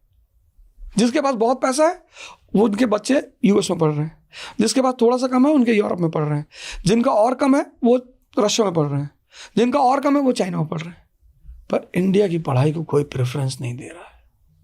और बिना एजुकेशन के कोई कंट्री कभी पावरफुल बन ही नहीं सकती। तो हम पहले पावरफुल कैसे थे? सब बोलते हैं कि हम सोने की चिड़िया थे। एग्जैक्टली हम वही नालंदा और विक्रमशिला, ये बाहर के लोग हमारे यहाँ पढ़ने आते थे। एक्चुअल में थे हम सोने की चिड़िया। हाँ एग्जैक्टली हम थे, बिल्कुल थे। क्या हुआ? उसकी वजह थी, हम बता देता हूँ उसकी वजह क्या थी। इकोनॉमी में एक टर्म है बैलेंस ऑफ पेमेंट। तो before industrial revolution balance of payment हमारे फेवर में था। उसकी 3 वजह थी। पहली वजह यह थी कि the country of natural resources, हमारे पास कॉटन था, हमारे पास फर्टाइल प्लेन्स थी। दूसरी बात थी मॉनसून। मॉनसून ने क्या किया था, वेस्ट और ईस्ट का ट्रेड चलता था। पश्चिम के लोग, यूरोप के लोग आते थे मसाला सिल्क लेने, हमारे पास उनसे सोना चांदी आता था। तो जब सी ट्रेड शुरू हुआ तो मॉनसून के बाद क्या हुआ कि मॉनसून के साथ आप शिप्स चलती थी। अब अगर आप मॉनसून के साथ चल रहे हो तो इंडिया इज अ डेस्टिनेशन। जून में जब आप मॉनसून के साथ चलोगे तो मॉनसून तो भारत से गुजरेगा, तो आपको भारत आना है। जब रिटर्निंग मानसून के साथ आप वापस हो गए तो भारत आना है। तो monsoon turned India as the heart of west and east. दूसरा रीजन ये हुआ। और तीसरा रीजन ये हुआ कि हमारी जो कमोडिटीज थी, हमारा जो एक्सपोर्ट था, प्लीनी एक ग्रीक रोमन राइटर है, वो रोता है एंशिएंट टाइम में, कहता था entire gold of Rome is being drain towards India. Maximum export था हमारा। हम मसाला बेचते थे, कपड़ा बेचते थे, लेदर गुड्स बेचते थे, यूटेंसिल्स क्या नहीं बेचते थे, और उधर से हम सिर्फ शराब लेते थे और अरब से घोड़ा लेते थे। तो हमारा मिनिमम इंपोर्ट था, मैक्सिमम एक्सपोर्ट था। तो हम सोने की चिड़िया थे। और फिर क्या खराब हो गया? इंडस्ट्रियल रेवोल्यूशन के बाद आज जो हमारी कंडीशन है, नेचुरल रिसोर्स हमारे पास आज भी है, हम ह्यूमन रिसोर्स को कायदे का नहीं कर पा रहे हैं। हम अपने बच्चों को पढ़ाई में मजा नहीं ला पाए। हमारे बच्चे रोते हैं स्कूल जाने के लिए, बहाने बनाते हैं। Education system do you think कि इतनी जब हम बात करते हैं, इसका हिस्ट्री का बहुत बड़ा रोल है इसमें? अगर आप हिस्टोरिकली सारे लोग देखो, सारे इंसिडेंट्स देखो, अगेन एंड अगेन ऐसा देखते हैं कि हम जितना इन्वेडर्स या कॉलोनाइजर से बर्बाद नहीं, उतना हम खुद ही अंदर से बर्बाद हो गए। एग्जैक्टली। उसकी वजह ये थी, जब तक मैंने इलेक्शन नहीं लड़ा था, मैं बड़ा सिंपैथेटिक था हिंदुस्तान की जनता के लिए। अब मेरी सिंपैथी ही खत्म हो गई। क्यों? उसकी वजह ये थी कि हिंदुस्तान की जनता कहती, भैया अगर हमें अच्छा ऑप्शन मिले तो हम भी वोट करें अच्छे लोगों को। अगर मैं चुनाव जीतता तो मेरे जैसे कितने लोगों को ये बात होती कि नहीं भैया, जनता साथ देगी भैया। लेकिन हमारी जनता बुरी नहीं है, मासूम बहुत है, बहक जाती है। किस चीज़ से बहक? जैसे पहली चीज मैंने अपनी जनता के अंदर क्या देखा, इसको लगता है मेरे वोट से कुछ नहीं होगा भैया, हमारे एक वोट से क्या होगा भैया। उसको पता नहीं है कि यही फीलिंग जो 2 लाख लोगों की डेवलप हो चुकी है, हर 2 लाख आदमी को लग रहा है कि हमारे वोट से क्या होगा। जिस दिन ये देश डॉक्टर अंबेडकर, राम मनोहर लोहिया, जयप्रकाश नारायण, जवाहरलाल नेहरू, अटल बिहारी वाजपेयी, इनके जैसे नेताओं को चुनेगा जो अपने लिए नहीं समाज के लिए जिएंगे, अपने लिए उन्हें जरूरत ही नहीं है, उस दिन ये देश बहुत अच्छा होना शुरू हो जाएगा, बहुत अच्छा। तो क्या लगता है हम विश्व गुरु कब बनेंगे? हम कब सुपर पावर बनेंगे? नहीं, अभी तो चाइना की लड़ाई चल रही है यूएस से सुपर पावर बनने की। अभी तो वो लोग रेस में हैं, उसमें कोई इनकार नहीं कर सकता। हमें थोड़ा सा होमवर्क करना पड़ेगा अपने ऊपर, स्ट्रिक्ट डिसीजंस लेने पड़ेंगे, क्योंकि it's not a matter of time. ये ऐसा नहीं कि आज हमने डिसीजन लिया कल हो जाएगा। पॉलिटिकल डेवलपमेंट्स इमीडिएट हो जाते हैं, सोशल इकोनॉमिक डेवलपमेंट्स ग्रेजुअल होते हैं। तो अगर हम आज से एजुकेशन, इंफ्रास्ट्रक्चर, इंडस्ट्री, हेल्थ, इन 4 चीजों पे काम करना शुरू करें पॉजिटिवली, तो हमें मिनिमम 20 साल लगेगा। चाइना का ऐसा क्या है जो हमारे पास नहीं है? टेक्नोलॉजी है। तो सोच में क्या है ऐसा? उन्होंने एक बड़ा अच्छा काम किया। कुछ काम उन्होंने बहुत अच्छे किए जिसका वेस्ट ने बड़ा विरोध किया। पहला, उनका पहला सुपरस्टार है डॉक्टर सन यत सुन, 1912। उस आदमी ने कहा कोई पर्सनल आइडेंटिटी नहीं रहेगी, no caste, no religion, no region, कोई मेंशन नहीं करेगा। जैसे मेरा नाम अवध है तो only Awadh, no Ojha. End of personal identities. तो 1912 से लेके 2012, 100 ईयर्स, अब वहाँ सब चाइनीज है। अब वहाँ कोई ब्राह्मण नहीं है, कोई दलित नहीं है, कोई हिंदू नहीं है, कोई मुसलमान नहीं है। उनका दूसरा सुपरस्टार था माओ। फ्यूडलिज्म को एक झटके में खत्म कर डाला उसने 1949 से 54। फ्यूडलिज्म खत्म, ग्राउंड सेटल हो गया कैपिटलिज्म के लिए। 76 में माओ मरता है, डेंग ज़ियाओपिंग आता है, उसको लगता है कि बस अब भाई साहब ग्राउंड रेडी है, अब अमेरिका से हाथ मिलाना चाहिए। कितना सिस्टमैटिकली काम किया इन लोगों ने। Democracy, no universal adult franchise, ये 500 रुपये पे लेकर वोट कर देंगे। तो पहले उनको समझाओ डेमोक्रेसी क्या है, सिंगल पार्टी सिस्टम। क्योंकि डेमोक्रेसी ब्रिटेन में डेवलप हुई 400 ईयर में, तभी तो इतनी मैच्योर डेमोक्रेसी है। 1215 से 1688, मैग्ना कार्टा से ग्लोरियस रेवोल्यूशन, 400 साल। That is why they have the strongest democracy in the world. Gradual. हमारे यहाँ लोग जानते नहीं डेमोक्रेसी, मेजॉरिटी जानते नहीं, जो बेचारे जानते हैं वो माइनॉरिटी में है, वो जो शहर का पढ़ा लिखा आदमी है, गांव में थोड़ा बहुत समझदार आदमी है, उसकी कोई सुनता ही नहीं। तो चाइना हमसे पॉलिटिकली, इकोनॉमिकली बहुत आगे निकल गया, बहुत आगे। हम किससे कंपेयर करते रहे? पाकिस्तान से। हमने गलत आदमी से कंपेयर ही करना शुरू कर दिया। हमने पाकिस्तान को अपना दुश्मन बना लिया।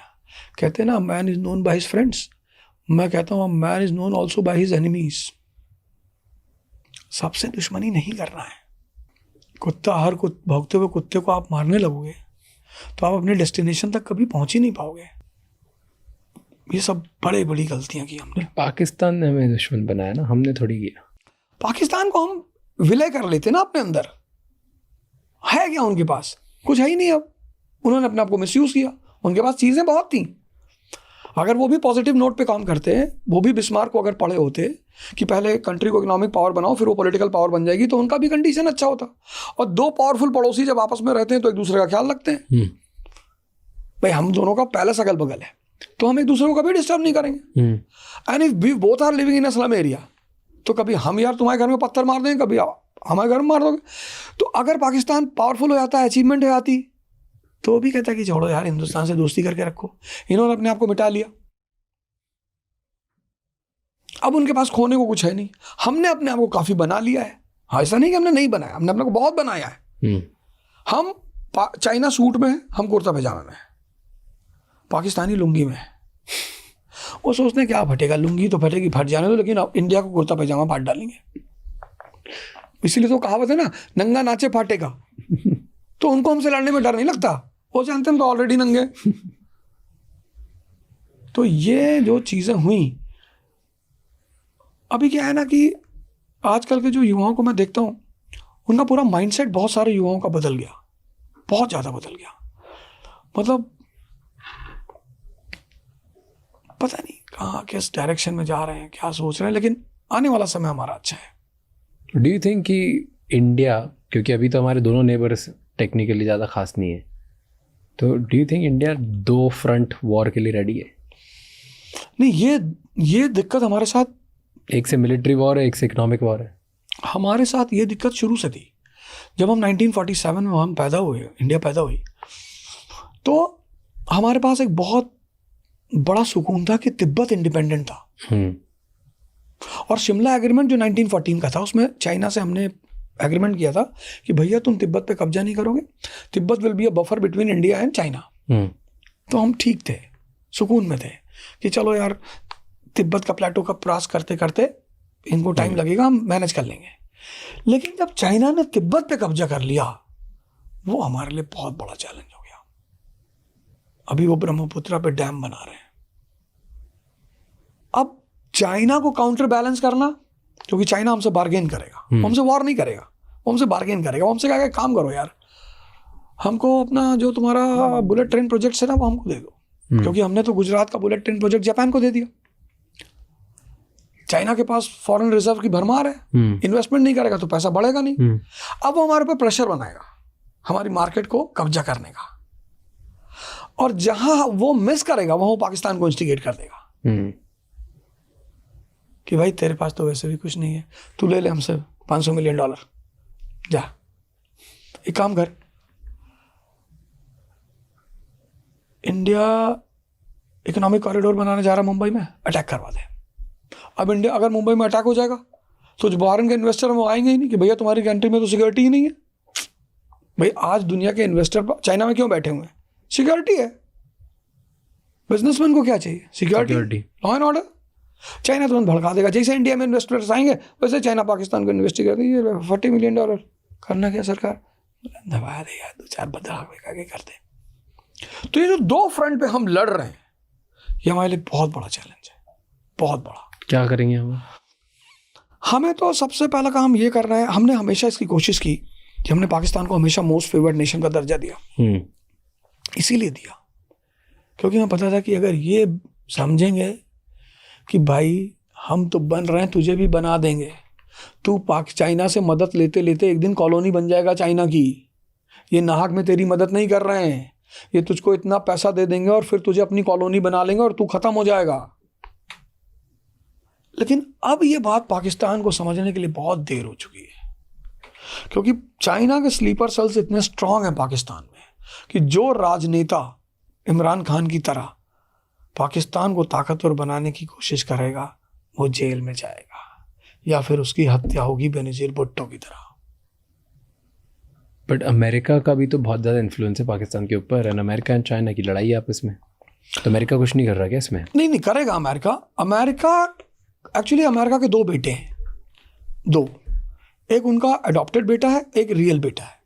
जो अडॉप्टेड बेटा है वो 1947 में पैदा हुआ पाकिस्तान, ये उनका अडॉप्टेड बेटा है। इसको उन्होंने पैदा इसलिए किया 1947 क्योंकि 45 में सेकेंड वर्ल्ड वॉर खत्म हुआ और 47 में अमेरिका ने मनी लेंडिंग शुरू कर दी, मार्शल प्लान।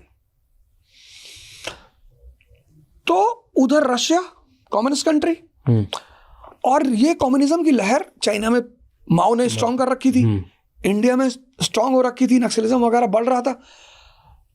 तो अमेरिका को लगा कि इनकेस चाइना कम्युनिस्ट कंट्री बना और by chance Bharat communist country बना तो हमारा एक अड्डा होगा सेंट्रल एशिया में कैपिटलिस्टों का, क्योंकि उन्हें ईरान के ऑयल रिजर्व्स पर नजर रखनी थी। तो एक बेटा पाकिस्तान जो ईरान पे नजर रखेगा और दूसरा बेटा इजराइल जो अरब वर्ल्ड पे नजर रखेगा, और दोनों मिलकर कैपिटलिज्म के इंटरेस्ट की रक्षा करेंगे।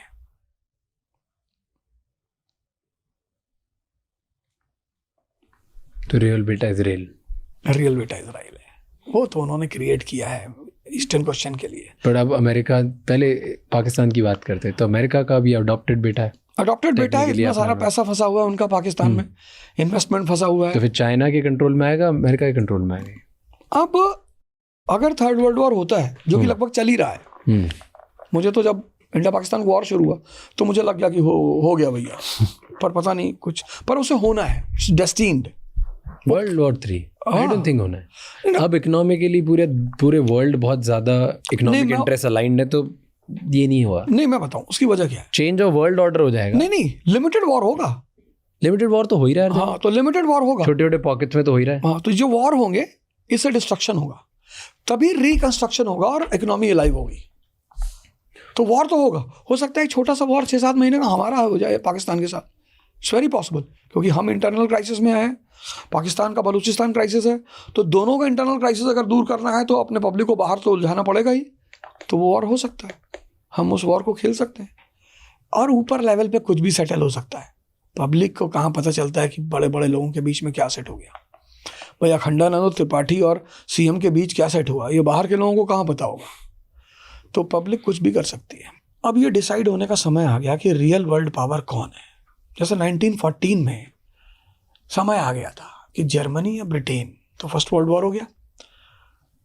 1940 में समय आ गया था कि जापान या यूएस, तो सेकेंड वर्ल्ड वॉर हो गया। अब वो समय आ गया है कि चाइना या यूएस, जो जीतेगा, जो डोमिनेट करेगा, पाकिस्तान उसकी झोली में रहेगा। टेल मी, इंडिया का आज तक इंडिपेंडेंस से लेके अभी तक सबसे बड़ा जियोपॉलिटिकल ब्लंडर कौन सा लगता है आपको?